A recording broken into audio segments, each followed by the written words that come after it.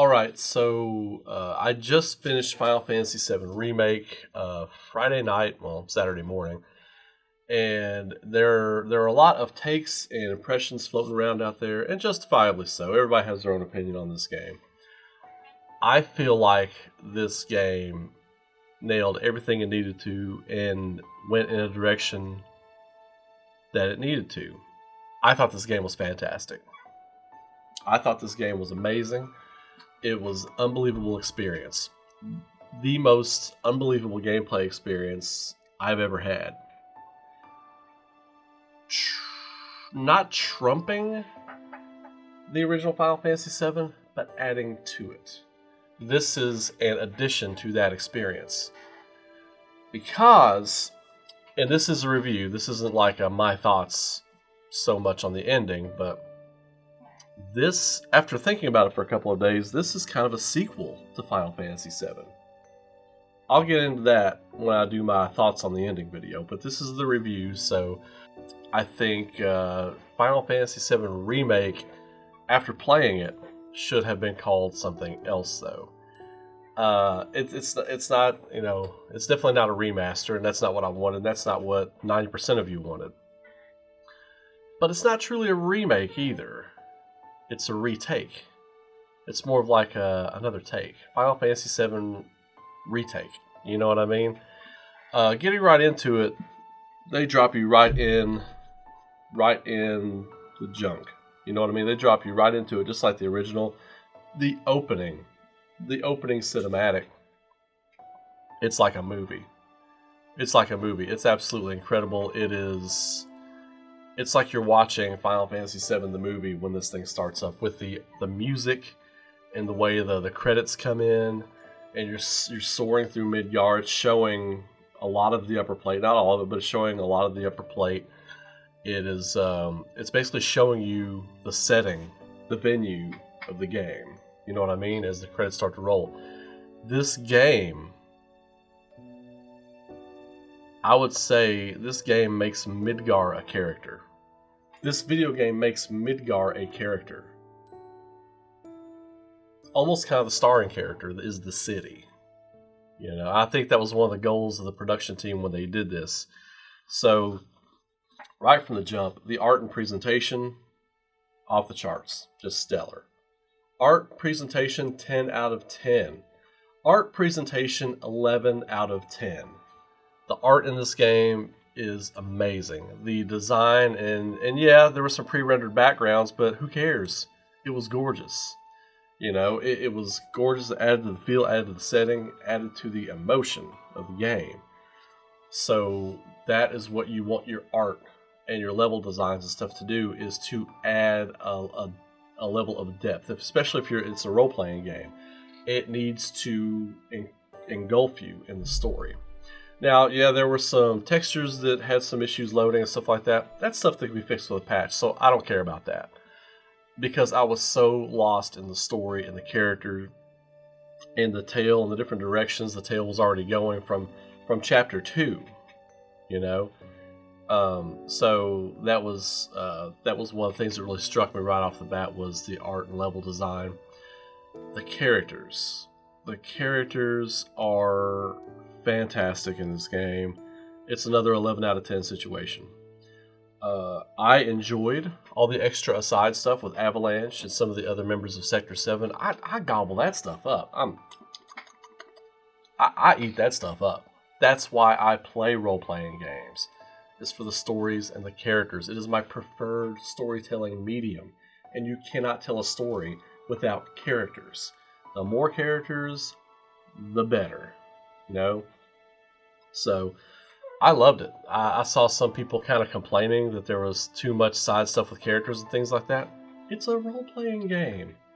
What are you looking for? You want to go play Devil May Cry? Go play Devil May Cry.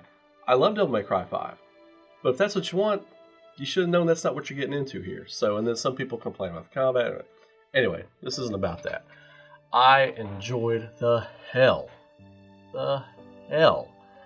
out of most of my criteria for a great game. So, and characters was another one where it was just like an 11 out of 10. It was just crazy. It was amazing. The music The music was amazing. The score was incredible. Just from the opening, Bombing Mission sounds pretty close to just the orchestrated version.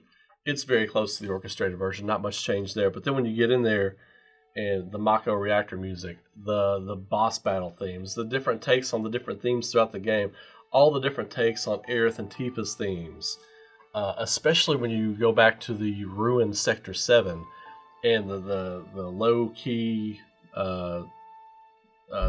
version of Tifa's theme that's playing.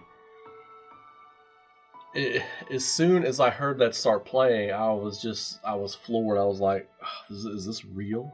Is this real? This is crazy. And all the different versions it takes on Aerith's theme. And the one playing over this video right now, I can't get enough of it. It's just incredible. And the take on Genova's theme. And there were little pieces of One Winged Angel dropped in there. And then you've got, of course, I labeled this a spoilery video, so spoiler.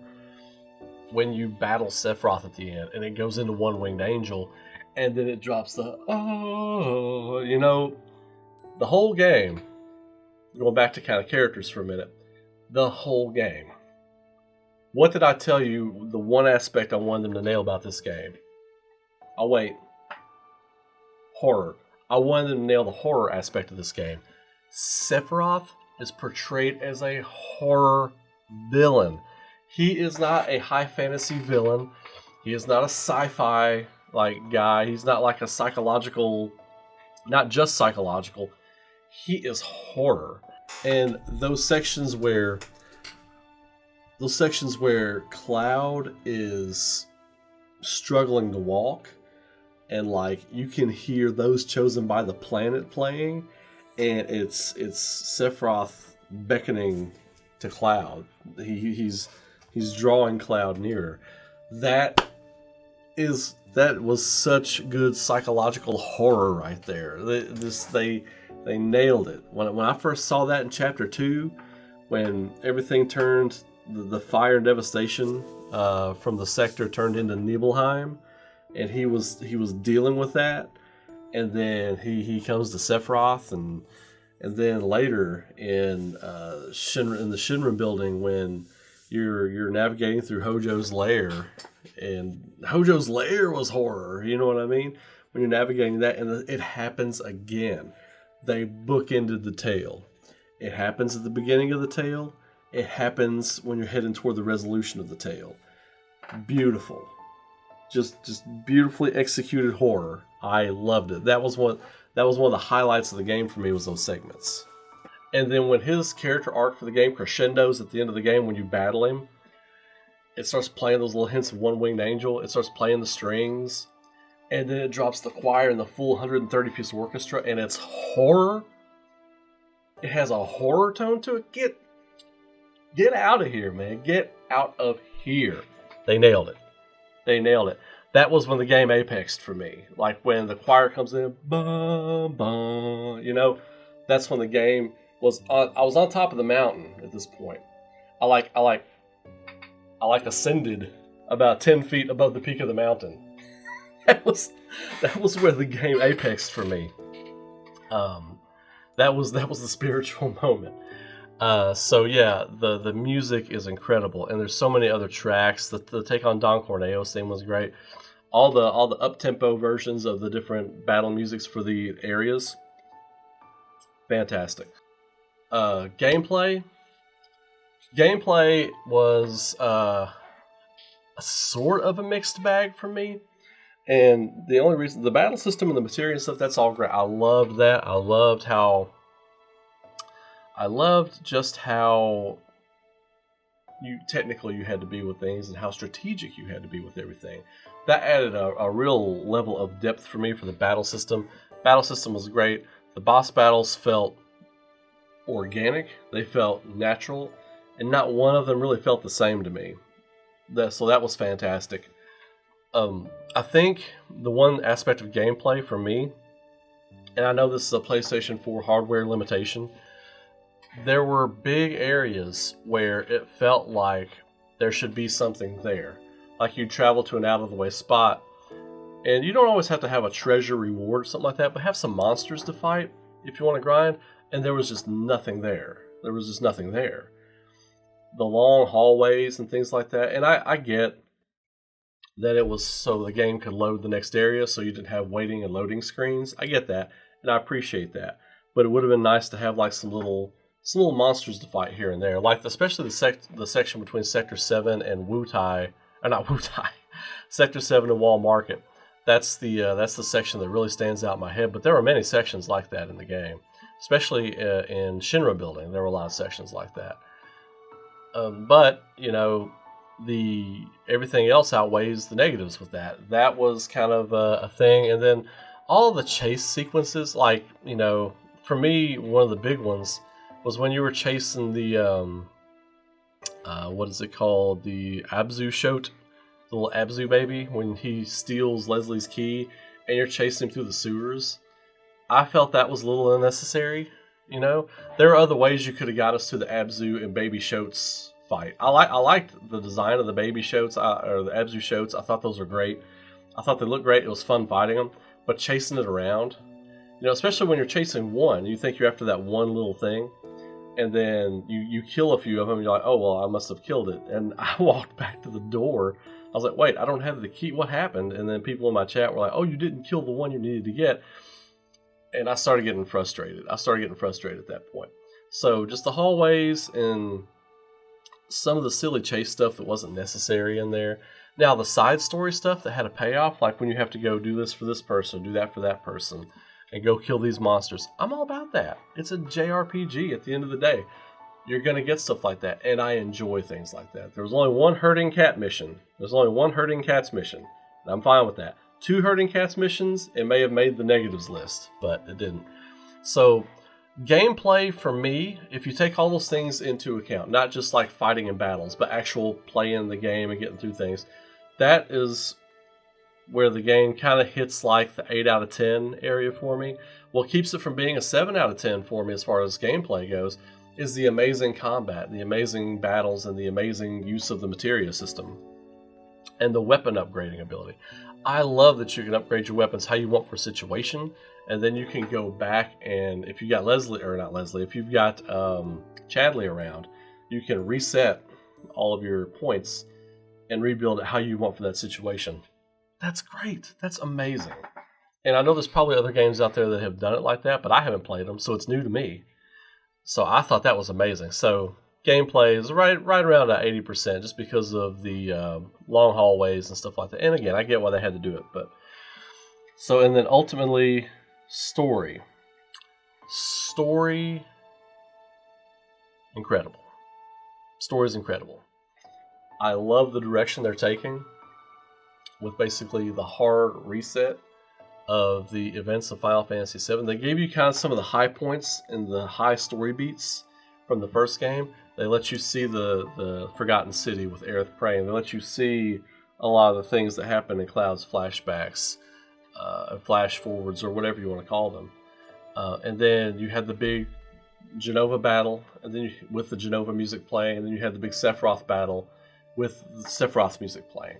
So you had all of that. You even had the Cloud going through the river, the river of life at the end of it, and his confrontation with Sephiroth. They even did that take on it.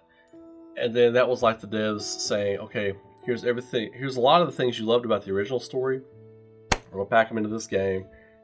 And here comes something new. I love that they did that. I love they did that because now it's not predictable. I think a lot of the things are still going to happen like they happened to Final Fantasy VII. I think they're going to happen differently in different points. So you're not predicting that it's going to happen. You know, they might give you a head fake. You know, they might give you a little jump scare that something's going to happen and then take it away and do it later. Those things are still going to happen. How we meet the characters now, who knows? But it's going to be an interesting journey. So the story, I thought, was fantastic. Getting to know Avalanche. Avalanche was amazing. I didn't want any one of them to check out. I was playing the game secretly hoping in my mind, please change it. Please don't kill any of these characters. I want them to be around. I know that's not like a purist way of thinking or whatever, but the story was so good. That's where my mind was. I wasn't so concrete blocked into, it has to be this way, and I've got like the Final Fantasy VII novel. I'm beating the novel against the TV. It's gotta be this way, No, it doesn't. We've got that way. It's right here. It's right here. It's right here. This original game. It's right there. So we've got that.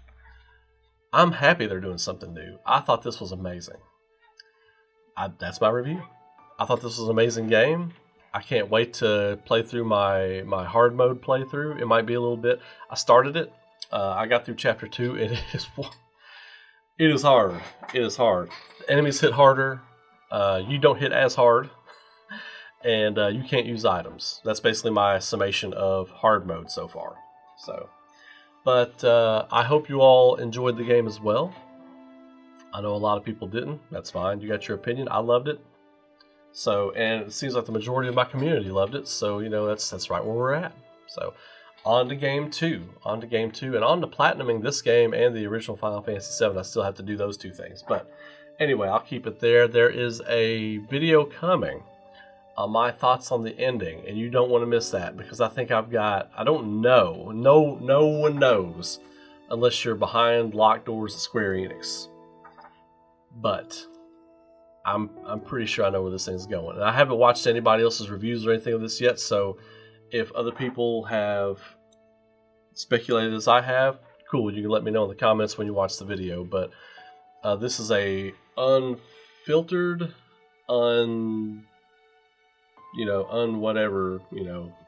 unaffected opinion from anybody else's opinions. So, and then after I do this video and record it, then I'm going to go watch some other hypothesis videos and stuff like that. So, y'all keep it locked in here. I am really happy that you all checked it out. I'm glad you all enjoyed the game for the most part. Y'all keep rocking. Have a great day. There's another video coming from me later today about the ending. So, y'all stay classy. I'll catch you later. Keep rocking.